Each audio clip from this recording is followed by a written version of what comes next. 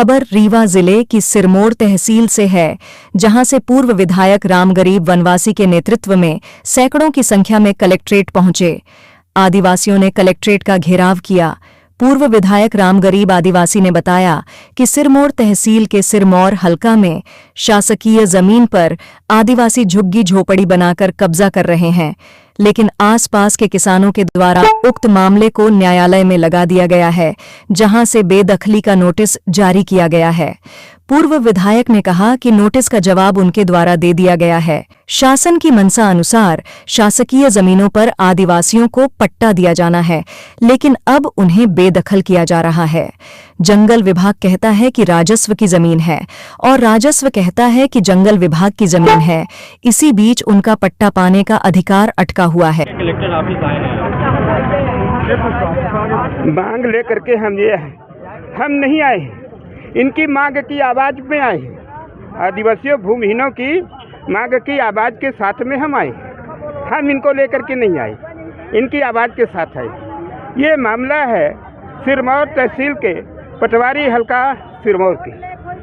उस सिरमौर हलके में 261/1 मध्य प्रदेश शासन की जमीन है, 259/2 मध्य प्रदेश शासन की जमीन है।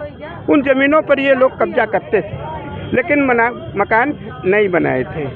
अब इन लोगों ने जब उस जमीन में झोपड़ी डाल लिया, तो जो पड़ोस के पट्टेदार थे, उन लोगों ने अपनी ज़मीन का एक आरिया पटवारी उसको मिला करके और इनके जो है मध्य प्रदेश शासन की बस्ती ज़मीन पर, इनके बस्ती में जो है अपनी ज़मीन बता दिया और तहसील सिरमौर में अर्जी दे दिया बेदखल करने के लिए। 21 तारीख को नोटिस हो गई तहसील से। उस नोटिस का जवाब हमने कल तहसील में दिया। तहसीलदार नहीं थे, नायब तहसीलदार थे। उन्होंने कमेटी बना करके जांच करने की बात कही और आज आए थे तो कलेक्टर नहीं, प्रतिनिधि के रूप में सिरमौर तहसीलदार आए थे, तो वही ज्ञापन कलेक्टर वाला इनको फिर से दिया और उन्होंने 28 तारीख को तारीख निश्चित किया है कि 261/1 और 259/2 जमीन को हम चिन्हित करके इसका सीमांकन करेंगे।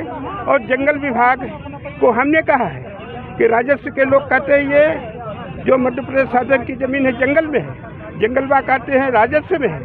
तो कल जो है 28 तारीख को इनकी ज़मीन का सीमांकन करने के लिए शासन के प्रावधान के आधार पर इनको पट्टा देने के लिए आश्वासन दिया गया है।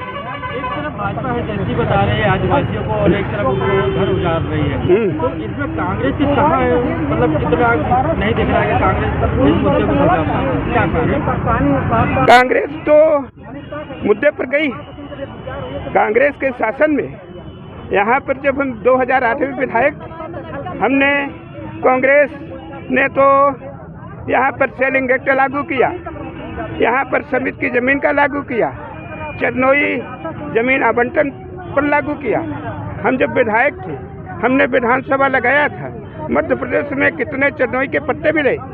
तो उस समय सरताज सिंह वन मंत्री थे तो और थे, तो उन्होंने कहा कि यहाँ पर 2.5 लाख लोगों को चरनोई का पट्टा दिया गया।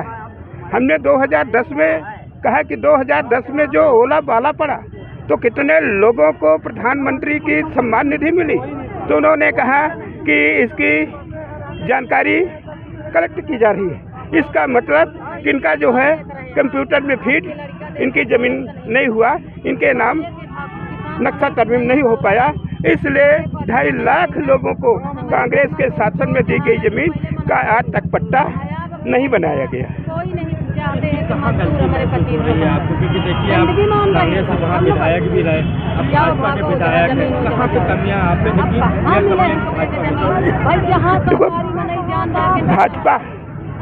भाजपा कोई देखो राजनीतिक पार्टी नहीं है। भाजपा तो एक आरएसएस संगठन का जो घोड़ा है, उसके दिशा निर्देश पर यह चलता है और रुकता है। इसमें भाजपा वो जो आरएसएस है और भाजपा है, ये भारतीय जनता पार्टी इस देश में पूंजीपतियों की पार्टी है। पूंजीपतियों के पैसे से, उनके इशारे पर गरीबों का भाषणों में इनका हक देने के आश्वासन करती है। जो मुख्य चीज है आदिवासी के जल जंगल जमीन का अधिकार, उस पर नहीं जाती।